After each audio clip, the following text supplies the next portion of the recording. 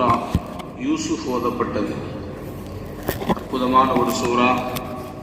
யூசுஃப் அலைஹிஸ்ஸலாம் அன்னவர்களுடைய வரலாற்றை முழுமையாக தெளிவாக சொல்லக்கூடிய ஒரு சூரா. யூசுஃப் நபியினுடைய வரலாற்றில் பல்வேறு படிப்பினைகள் இந்த சமுதாயத்திற்கு உண்டு. இந்த படிப்பினைகளிலே மிகவும் முக்கியமானது கனவுக்கான விளக்கத்தை சொல்லக்கூடிய ஒரு அற்புதமான நபி யூசுஃப் அலைஹிஸ்ஸலாம். எப்படிப்பட்ட கனவாக இருந்தாலும் கனவுக்குரிய விளக்கத்தை சரியாக துல்லியமாக சொல்லக்கூடிய ஆற்றல் உடையவர்கள் யூசுஃப் அலைஹிஸ்ஸலாம். அன்பானவர்களே, கனவு வித்தியாசமானது. கனவு ஒரு மர்மமானது. அல்லாஹ் கொடுத்திருக்கக்கூடிய ஒரு மர்மமான ஒரு வித்தியாசமான விஷயம் கனவு. கனவை தடுக்க முடியாது, கனவை மாற்ற முடியாது. கனவு காண்பவர் நினைத்தால் கூட கனவை மாற்ற முடியாது. தூக்கத்தில் கனவு காண்றோம், கனவு ஒரு வாரி போய்கிட்டு இருக்கும், அதை மாற்றி வேற மாதிரி கொண்டு போக முடியாது. அது எப்படி வருமோ அது போங்களத நம்ம அதை காண முடியும். கனவுக்கு சொந்தக்காரர் கூட கனவை மாற்ற முடியாது. ஒரு வித்தியாசமான ஒரு அணுகுமுறையை அல்லாஹ் தஆலா மனித சமுதாயத்திற்கு கனவாக கொடுத்திருக்கிறான். கனவு எப்படிப்பட்டது, கனவு உண்மையா, கனவு எப்படி பிரதிபலிக்கும் என்பதை பற்றி நாம் தெரிந்து கொள்ள கடமைப்பட்டிருக்கிறோம். பெருமானார் ஸல்லல்லாஹு அலைஹி வஸல்லம் அவர்கள் சொன்னார்கள், இதா ரஆ அஹதுக்கும் மா யுஹிப்பு ஃபலா யுஹத்திஸ் இல்லா மா யுஹிப்பு. ஒருவர் உங்களிலே ஒருவர் கனவு கண்டால், நல்ல கனவாக இருக்குது, மனம் விரும்பக்கூடிய கனவாக இருக்கிறது என்று சொன்னால், தான் யாரை விரும்புவாரோ, தனக்கு பிரியமானவர்களை, தன்னை நேசிக்கக்கூடியவர்களிடத்தில் மட்டும் அந்த கனவை சொல்லணும். எல்லாத்துட்டையும் போய் கனவை சொல்லக்கூடாது. அவர்கிட்ட சொன்னால் கரெக்டாக இருக்கும் என்று இருந்தால், நல்லடியார்களிடத்தில், நமக்கு பிரியமானவர்களிடத்தில் அந்த கனவை போய் சொல்லணும்.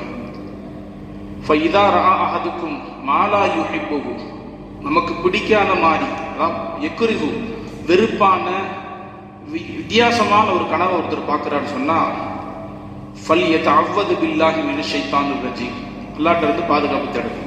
ஷைத்தானை விட்டும் அல்லாஹ்விடத்துல பாதுகாப்பு தேடணும். வித்தியாசமான கனவு, மனம் வெறுக்கக்கூடிய, வேதனை அளிக்கக்கூடிய, பயங்கரமான, பயப்படக்கூடிய, மோசமான ஒரு கனவை ஒருத்தர் பார்க்கிறார். யார்கிட்டையும் சொல்லக்கூடாது, யார்கிட்டையும் சொல்லக்கூடாது. அதை அப்படியே விட்டுறணும். எந்த நேரத்தில் கனவு பார்க்குறோமோ எந்திரிச்சு உட்கார்ந்த உடனே 3 முறை அவுது பில்லாஹி மினஷ் ஷைத்தானிர் ரஜீம் சொல்லி இடது பக்கமாக துப்பிட்டு முடிஞ்சா ஒளி செஞ்சு 2 ரக்காத் தொழுதுறாங்க. அப்படியே அந்த கனவை அப்படி விட்டுறணும், யார்கிட்டையும் சொல்லக்கூடாது என்று பெருமானார் ஸல்லல்லாஹு அலைஹி வஸல்லம் சொல்லி இருக்கிறாங்க. கனவுக்கு பிரதிபலிப்பு உண்டு. சொன்னாங்க, மா யபுகா நுபுவத்து இல்லல் முஷஃபராத், முபஷிராத்தை தவிர நுபுவத் என்பது இப்ப இல்லை. நுபுவத்துன்னு சொன்னா நபிமார்களுக்கு அல்லாஹ்வின் புறத்திற்கு வரக்கூடிய வகி, சமுதாயத்திற்கு தேவையான சட்டதிட்டங்கள், வழிகாட்டுதல் எல்லாம் மலக்குகளின் மூலமாக வகியாக வரும். அது நபிமார்களுக்கு வழங்கப்பட்டு நபிமார்கள் நமக்கு சொல்லுவாங்க. அது முடிஞ்சு போச்சு. ஆனால் முபஷிராத்து பாக்கியா இருக்கு. உலக மொழியும் காண வரை முபஷிராத்து இருக்குன்னு சொன்னாங்களாம். ரசூலுல்லாஹ் சஹாபாக்கள் கேட்டாங்கன்னா, முபஷிராத்துனா என்ன? ருக்யா அஸ்ஸாலிஹா, நல்லவர்கள் காணக்கூடிய கனவு. சமுதாயத்தில் வாழக்கூடிய இறைநேசர்கள், நல்லவர்கள், மார்க்க அறிஞர்கள் காணக்கூடிய கனவு நுபுவத்திற்கு ஈடானது. நுபுவத்து எப்படி நபிமார்கள் வரக்கூடிய வகை எப்படி உண்மையாக இருக்குமோ, அதே போல நல்லடியார்களுக்கு வரக்கூடிய நல்ல கனவு அது சமுதாயத்திற்கு தேவையான வழிகாட்டுதலை கொடுக்கும். ஒரு நல்லடியார் ஒரு கனவு பார்க்கிறாரு, அந்த கனவினுடைய விளக்கத்தை வெளியே சொல்றாரு சொன்னா அது அப்படியே நடக்கும் என்பது நிதர்சன உண்மை. கனவுல தேர்ச்சி பெற்றவர் என்று சொன்னால் 2 பேரை சொல்லலாம். ஒன்று, சஹாபாக்களுடைய காலத்தில் வாழ்ந்த அபூபக்கர் சித்திக் ரலியல்லாஹு அன்ஹு கனவுல தேர்ச்சி பெற்றவங்க.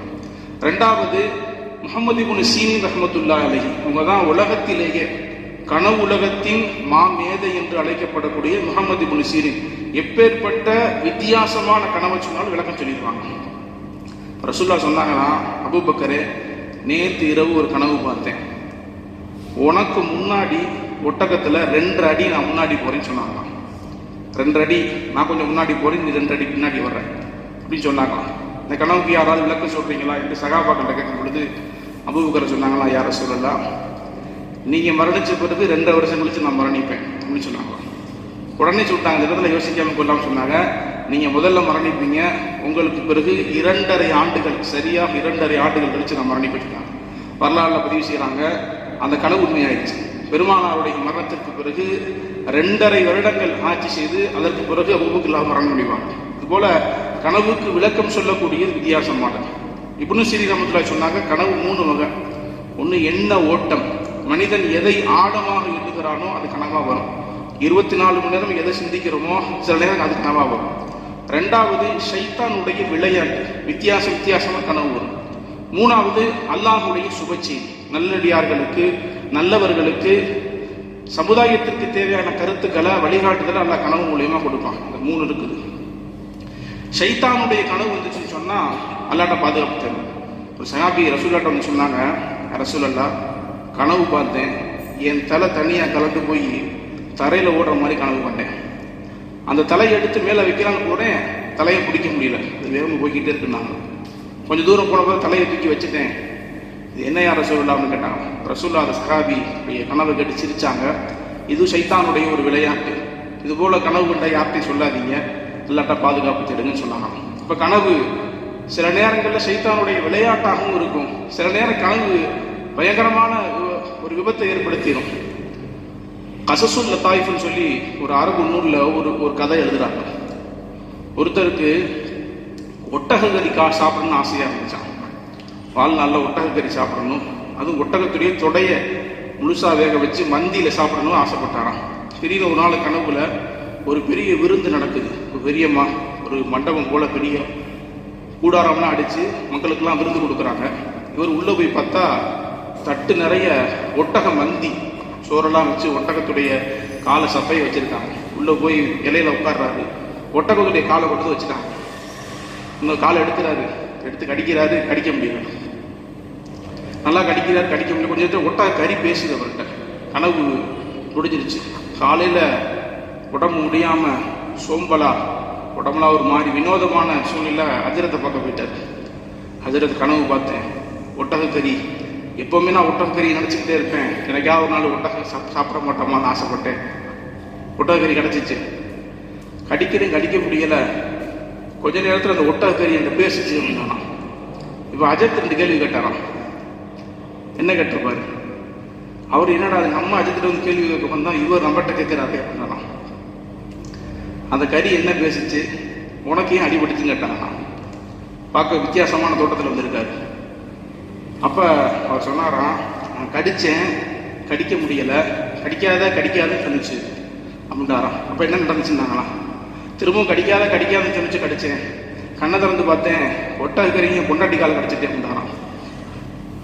ஒட்டகக்கறிட்டு பொண்டாட்டி காலை கடிச்சிட்டேன், நல்லா முத்துன்னு முத்தி விட்டா அப்படின்னாலாம். அதான் அடித்து மூஞ்சி முகரெல்லாம் வீங்கி, தலையெல்லாம் வீங்கி போய் கண்ணெல்லாம் வீங்கி போய் எடுத்து விட்டாராம். சில நேரங்களில் கணக்கு மாதிரி வித்தியாசமான ஒரு பயங்கரமான இதை கொடுத்தோம். இப்போ அஜித் சொன்னாராம், இப்போ உனக்கு தேவை கனவுக்கு விளக்கம் இல்லை, ட்ரீட்மெண்ட்டு தான், போய் ஆஸ்பத்திரிக்கு போ அப்படின்னு அனுப்பிச்சி வச்சுட்டாங்கண்ணா. அதுபோல் கனவு சில நேரங்களில் வித்தியாசமாக வரும். ஒரு கனவை சொல்லி முடிச்சிடுறேன். பெருமானாருடைய காலத்தில், பெருமானாருக்கு பிறகு வந்த ஒரு கனவு. முஜீப் என்ற ஒரு மன்னர், சுல்தான் முஜீப், அவருடைய மிஸ்ருடைய மன்னராக இருந்தார். பெருமானார் ஸல்லல்லாஹு அலைஹி வஸல்லம் அவர்கள் கனவுல வர்றாங்க. வந்து 2 பேரை காமிக்கிறாங்க. இவங்க 2 பேர்கிட்ட என்னை நீங்கள் காப்பாற்றுங்க அப்படின்னு சொல்கிறாங்க. சரி, கனவு வித்தியாசமாக இருக்கு. எந்திரிச்சு மூஞ்சியை தொழுதுட்டு திரும்ப படுக்கிறாரு. மீண்டும் ரசூலுல்லாஹ்வே கனவுக்கு வர்றாங்க. 2 பேரை காமிக்கிறாங்க. இவர் 2 பேரும் கண்ணு கொஞ்சம் பெருசாக இருக்குது, இவர்கிட்ட என்னை காப்பாற்றுங்க அப்படின்னு சொல்கிறாங்க. ஏதோ ஒரு வித்தியாசமாக நடக்க போகுதுன்னு சொல்லி மந்திரியோட சேர்ந்து, சுல்தான் நிஜாமுதீனோட சேர்ந்து நேராக மஸ்ஜித் நபவிக்கு வந்துட்டாங்க. 20 பேரை ஒன்றா கூட்டிகிட்டு வந்து மஸ்ஜித் நபவி ரவுதா ஷரீஃப் பக்கத்தில் உட்காந்து தொழுகிறாங்க. தொழுதுட்டு ஆலோசனை செஞ்சுட்டு, மதீனாவை சுற்றி இருக்கக்கூடிய எல்லாத்துக்கும் ஒரு அன்பளிப்பு பரிசு, ஒரு விருந்து ஏற்பாடு செஞ்சிடும், எல்லாரும் வந்துருங்கன்னு சொல்கிறாங்க. எல்லாரும் வர்றாங்க, பார்த்துக்கிட்டே இருக்காங்க. அந்த கனவுல பார்த்த நபர் வர்றாங்க, யாருமே வரல. கடைசியாக சொன்னாங்க, விருந்துக்கு யாரெல்லாம் வரல அப்படின்னு கேட்டாங்களாம். எல்லாரும் வந்துட்டாங்க, ஒரு 2 பேர் மட்டும் கூடாரத்தில் இருக்காங்க, வரலைன்னு சொன்னாங்க. நேராக போய் கூடாரத்தில் பார்த்தா அந்த 2 பேரும் கனவுல பார்த்தது 2 நபர்கள். இப்போ ரசூலுல்லாவை பாதுகாக்கணும்னு சொல்லி ரசூலுல்லாஹ் சொல்லியிருக்காங்க. ஆனால் இவங்கள்ட்ட எந்த வித்தியாசமான ஒரு சூழலும் இல்லை என்று ஆராய்ச்சி செய்கிறாங்க. அவர்கள் தங்கி இருக்கக்கூடிய கூடாரத்துக்குள்ள போய் பார்த்தா ஒரு முசல்லா, அதுக்கு கீழே ஒரு பாயி, ஒரு மரக்கட்டை போட்டிருக்கு. வித்தியாசமான ஒரு சூழலை பார்த்த உடனே முசல்லாவை தூக்கிட்டு கீழே பார்த்தா ஒரு பெரிய குழிக்குள்ள இறங்கி பார்த்தா அந்த குழியினுடைய முடிவு ரசூல்லாவுடைய ஜனாசா, அந்த உடம்பு வரை இருக்குது. ரசூல்லாவுடைய அந்த சடலத்தை, ரசூல்லாவுடைய முபாரக்கான அந்த உடலை திருடுவதற்காக கிறிஸ்தவர்கள் செய்த ஒரு மிகப்பெரிய சூழ்ச்சி கிதாபில் பதிவு செய்யறாங்க.